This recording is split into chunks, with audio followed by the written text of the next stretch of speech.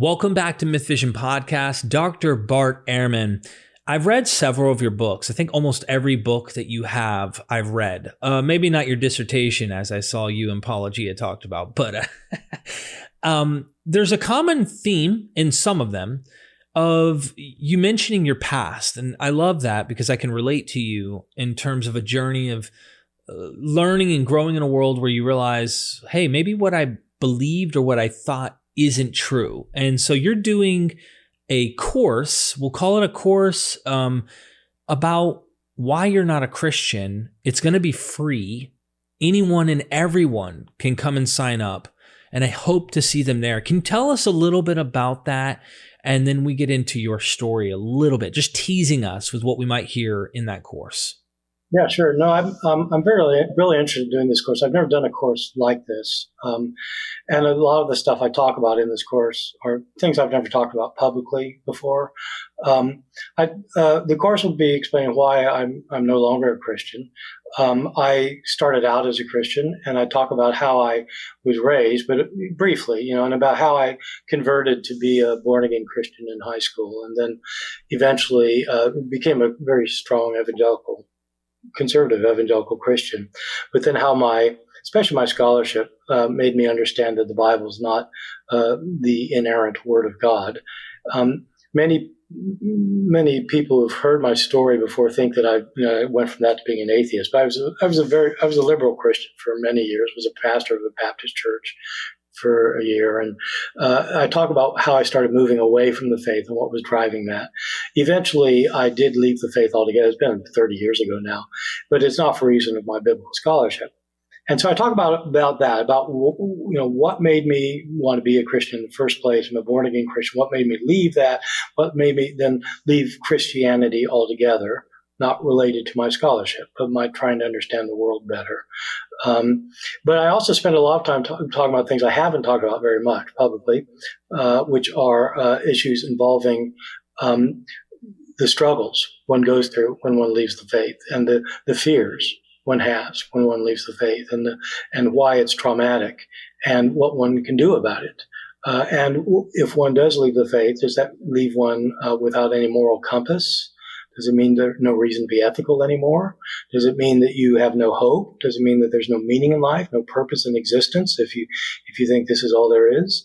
And so I deal with that over the course of 4 lectures. They're about 45 minutes long, each of them. And I talk about a lot of stuff in there that I've never talked about before. So if people have heard my story, it's not going to just be repeating stuff I've said completely. And those who haven't heard, this will be, for anybody, really. It's really for anybody who's thinking about leaving the faith, anyone wondering why somebody does leave the faith, anybody who, has left the faith, anybody who's, just a Christian and interested in hearing some other view. So it's not meant to convert or deconvert anybody. It's just meant to tell my story in light of the kind of scholarship and the kind of thinking I've done about the world. So you'll get into how Satan appeared to you at one point in your life and you sold your soul and all that, right? Yeah, no, actually, I was unaware of that, and rats. I wish I'd known. Right. No, I there's something about the personal narrative that you do put in your books where I relate to. For me, I have to admit, learning the scholarship has broadened my understanding in a way that the infantile, inerrant, fundamentalist approach that I had, that bubble for sure popped. And I can relate in a way where there was a transition between what is the meaning of this material and how there's other ways to understand these things than what I once did. So I still held on to something. And then eventually it was for me, it was more of a scientific and then, trying to observe what we can know and work from there. And so then I stopped assuming things that we don't have evidence for, or things just don't seem to point in that direction. Is there any relatability to the things I'm describing in your own kind of story, or? Yeah, no, very much. I think that I think scholarship on the Bible and on early Christian history and the kinds of things that I teach at university can be very useful for showing, just on an academic level, why fundamentalist Christianity is highly problematic. Um, but people often think that if you don't have a fundamentalist view of the Bible, that it's inerrant in every way, then you can't be a Christian. Yeah. And that's bogus. I mean, I was a Christian for many years with understanding that the Bible was fallible. And I have lots and lots of friends who are New Testament scholars who are Christian, and they know what I know about the Bible, but they're not fundamentalists. And so leaving fundamentalist Christianity isn't the same thing as losing your faith. And so losing your faith usually involves broader issues that you were referring to, like how you know what you know about the world. And, some people think, well, you should just believe.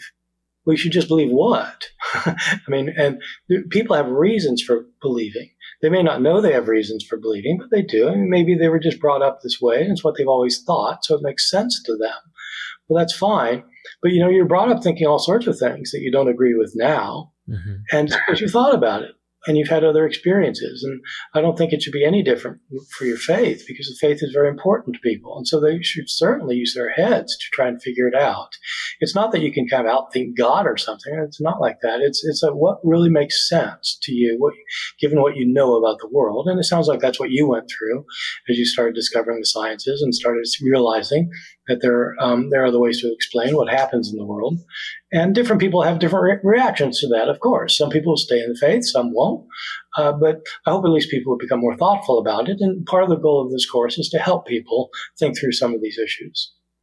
I'm excited about what you teased us about, just saying meaning, purpose, value, because I relate to you in saying that you have more meaning now, more purpose now than you did when you were, this child of God living in this world, soldier for Christ, trying to, a pilgrim, voyaging through, trying to save souls, the whole nine. I tend to see that I have a lot more purpose now, and even I enjoy life better than I once did. Will we get in behind the curtain and see the wizard on this course with you? Such as he is. I hope he's not a fake wizard like in ours, but I mean, he's. I think a lot of Christians, not all, but a lot of Christians are not bothered by a number of issues in our world because they think God's going to make it all right in the end. That this is kind of like a dress rehearsal for what it's really going to be like afterward. And if some people have a hard time now, God will make it up to them. And if you're suffering now, it'll be okay later. And so it's deferring. It's deferring when the real thing happens. If you think this is the real thing, and that it's not a dress rehearsal, it's not practice, this is it, then it actually changes your view of life and the meaning of life and how you ought to enjoy this life. This life is not about preparing for some later life. This is the life. And for me, I'll explain in some detail why that provides more meaning and purpose for me. And it shows why I can't neglect issues about, what's happening to our world and the pain and the suffering in the world, some of it caused by other humans, others not. And how, if we don't help people now, they die, that's it. So it's better, we really need to help people. And we ourselves live for a fulfilling life as much as we can in whatever our circumstances are. It's interesting. There seems to be a lot of people I've met who have gone through deconversion who've become better people since leaving. Maybe Christianity works for some, but others, it seemed to have more of a negative impact. I tend to be one of those for me in terms of I'm more humanistic now. I care more about the now. I care about helping the people now rather than don't worry, don't store your treasures up here on earth. We got this other place where we're focused on. And so I love what you said there. There are people who contact me at MythVision a lot who are suffering, they're struggling, they're like in fear of nihilism. They can't believe, they tell me they can't believe this is true, but they also are in this existential crisis of not knowing where to go from here. And is there meaning? Is there purpose? What's the point? Freaking out, or even the whole idea of what if I'm wrong? But I do think that it isn't true, but what if I'm wrong? And I'm like, one person, I said, become a Christian again then. Just go to sleep at night.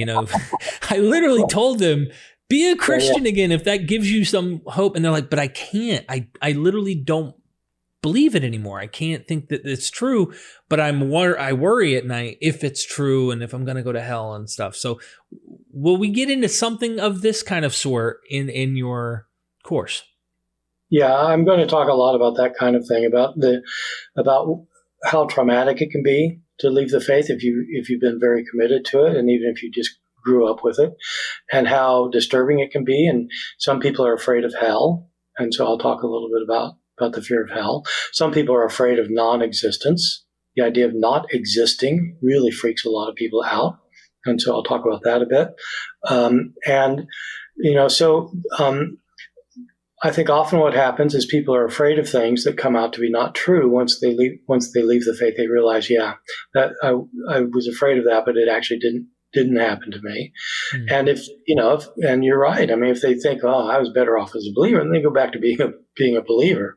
But the other thing I'll say is that the kinds of issues that I think about when I'm talking about doubting or wondering whether the faith is right, these are issues that are important for believers to think about too. So we shouldn't sell short the importance of reflecting on faith, even if you stay in the faith. I have a lot of people in my undergraduate classes at Chapel Hill where I teach. I have a lot of students who come out of the class who they remain Christians, but they say, this has made me a stronger Christian because now I understand the kinds of things I need to think about, and I think I need to find answers for. And if I find answers for them, then I'll be an informed Christian. And I tell them, I say, it's great. It's better. I mean, if you're not an informed believer, you're an ignorant believer who wants to be ignorant. The same thing applies to skeptics, though. A lot of skeptics just kind of assume that, God talks crazy. And so they need to be challenged in the other way, because we all need to be more thoughtful and reflective about what we think about the world and our place in it. Thank you so much, Dr. Ehrman. I look forward to it on the 23rd. I hope everybody signs up. It is free. So I will be seeing you guys there. Thank you. Thank you.